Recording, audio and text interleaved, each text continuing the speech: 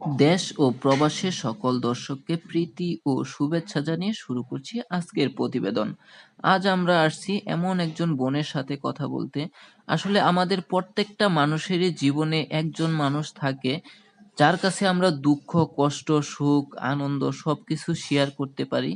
এই বোনটার আসলে কেউ নেই পৃথিবীতে যার কাছে সে দুঃখ কষ্টগুলো শেয়ার করবে। তার বাবা মা তো নেই, যাদের কাছে মানুষ হয়েছে তারা আসলে এত দুঃখ দিছে, তাদের কাছেও আসলে দুঃখ শেয়ার করার মতো জায়গাটা নেই। তো দর্শক, চলুন কথা বলি এই বোনের সাথে। সুপ্রিয় দর্শক, আপনারা একটি বোনের জীবনের গল্প আপনাদেরকে আজকে শোনাবো। আসলে এরকম গল্প আসলে আমার করা হয় নাই। আমার চোখের জল আসলে চলে আসছিল এই গল্পটা শুনে।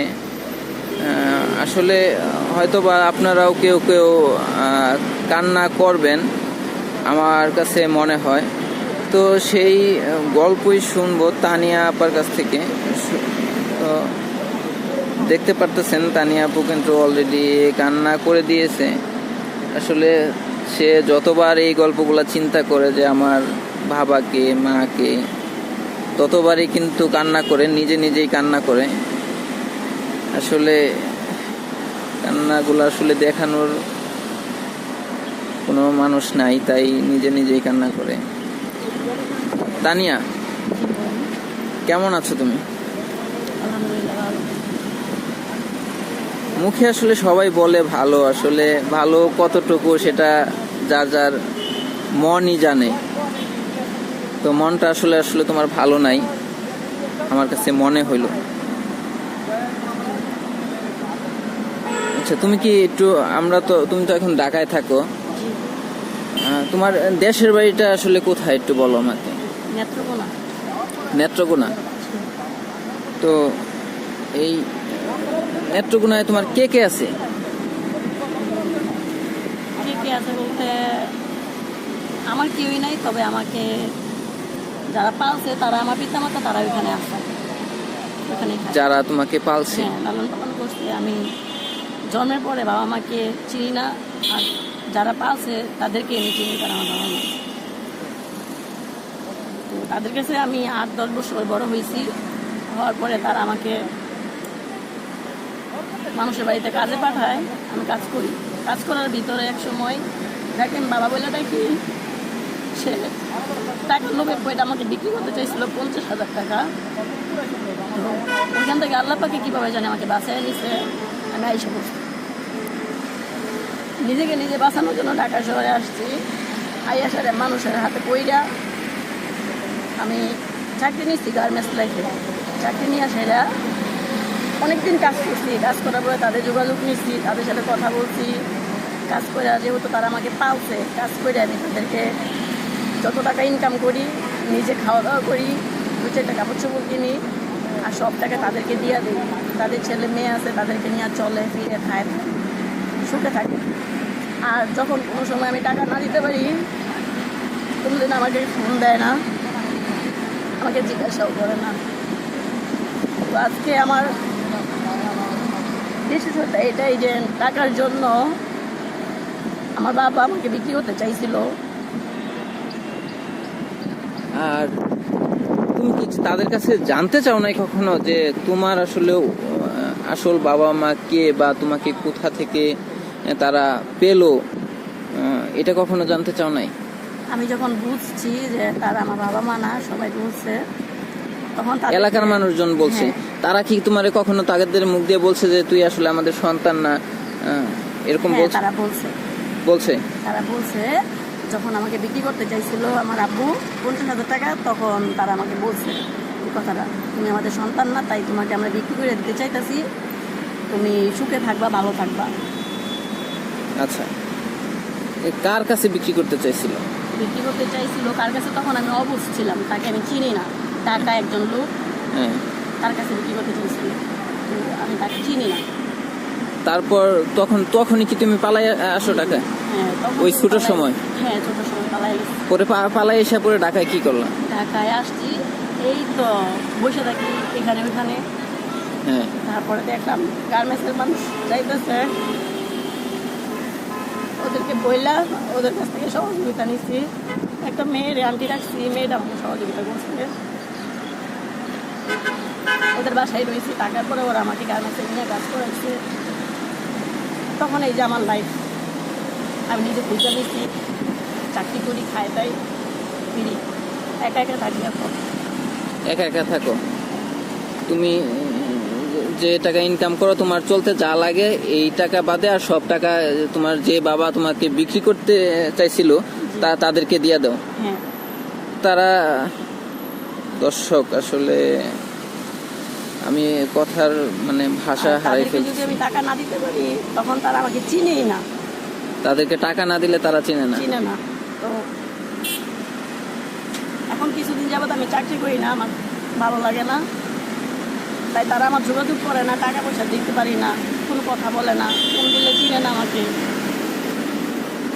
এই ধরনের কথাবার্তা হয়। চাকরি করো না কিসের জন্য? চাকরি করতাম, একটা জব করতাম, ওইখানে আমি প্রোডাকশন হিসাবে কাজ করতাম। তো আমাদের মালিকের বাইরে মাল বিক্রি হইতে সমস্যা হইতেছে, তাই আমাদের কাজ বন্ধ করে দিয়েছে। তো এখন করোনার কারণে অন্য কোনো জায়গায় লোকজন আরও বের করে দিতেছে, আর নতুন করে লোক সহজে ঢুকাইতেছে না। এই জন্য কোনো জায়গায় চাকরি নিতে পারতেছে না। তুমি গার্মেন্টসে কি পোস্টে চাকরি করতা? আমি অপারেটর ছিলাম। কি অপারেটর? প্লেন মেশিন, ওভারলক, ফ্যাটলক, ফিটারদা, সব মেশিনে। আচ্ছা, এই ভিডিওটা তো আসলে অনেকেই দেখে, দেশে প্রবাসে, ঠিক আছে? যদি তোমারে কেউ চাকরি দিতে চায় বা তোমাকে মেশিন যদি ধরো আমি একটা মেশিন দিলাম তোমাকে, তাহলে কি তোমার নিজের কাজগুলা নিজে কইরা বা মানুষের কিছু কাজ কইরা চলা সম্ভব তোমার? হ্যাঁ, কেউ যদি আমাকে এরকমটা করে দেয় সম্ভব। আর যদি গার্মেন্টসের পরিস্থিতি ভালো হয় তাহলে তুমি আবার গার্মেন্টসে ঢুকবা, চাকরি করবা। জি। আসলে এই তোমার জীবনে যা কত বছর হয়ে ঢাকা আসছো? আজকে বয়স আমার 18-19, তো 8-9 বছর হয়ে গেছে। এতদিন যা ইনকাম করছো সব ওই বাবা মারাই দিছো? জি।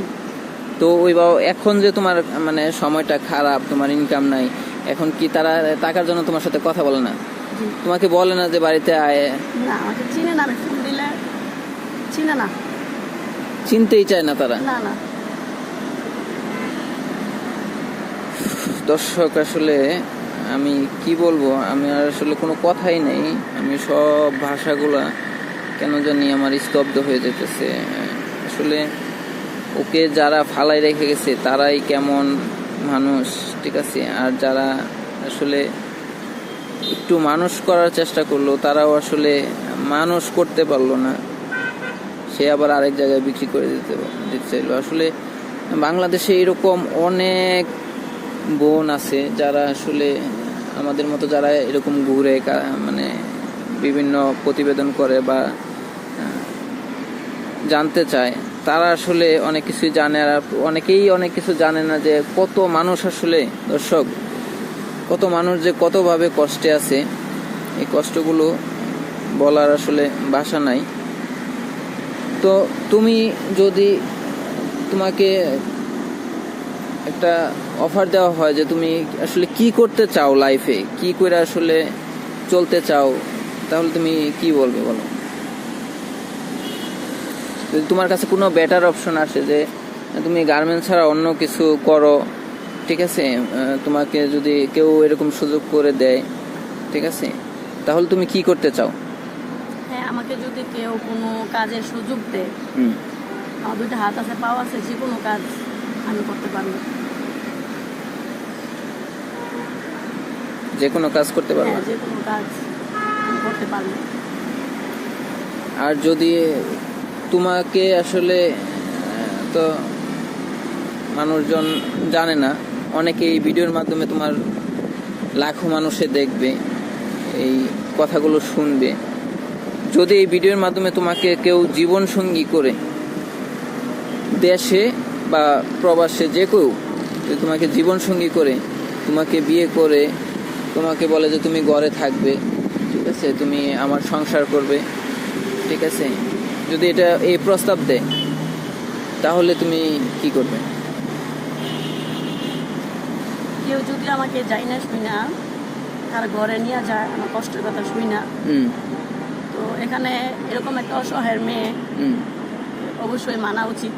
হুম তো আমিও সেই ক্ষেত্রে যদি কেউ আমার কষ্টের কথা শুনে আমাকে নেয়, মাইনা নেই। আমি মাইনা নেব।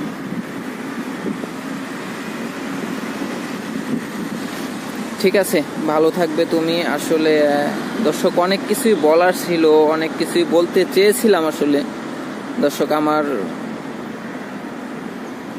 সবকিছু আমার মানে ওলট পালট হয়ে যেতেছে।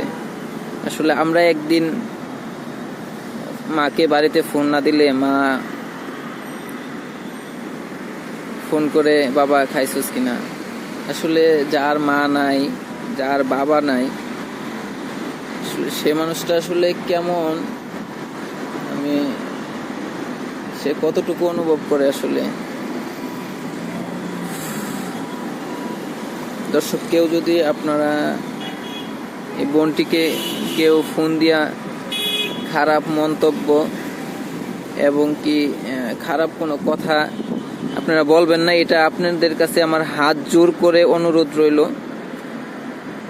যদি কেউ যোগাযোগ করতে চান তাহলে আসলে আমি ভিডিওর ভিতরে তোমার নাম্বারটা কি দিব, যদি কেউ তোমার সাথে যোগাযোগ করতে চায় দেওয়া যাবে? আর যদি হ্যাঁ দিতে পারেন।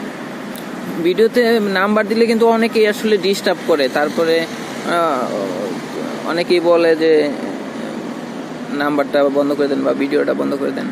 তুমি যদি চাও তাহলে তোমার নাম্বারটা আমার কাছে যে চাবে আমার কাছে নক করে তাকেই আমি দিব, সেটা ভালো হয় না? তোমার নাম্বারটা তুমি দিয়ে দিতে চাও ওই জায়গায়? না, তাহলে আমি ভালো মনে করি আপনার কাছে নক করলেই দিলেই ভালো হবে।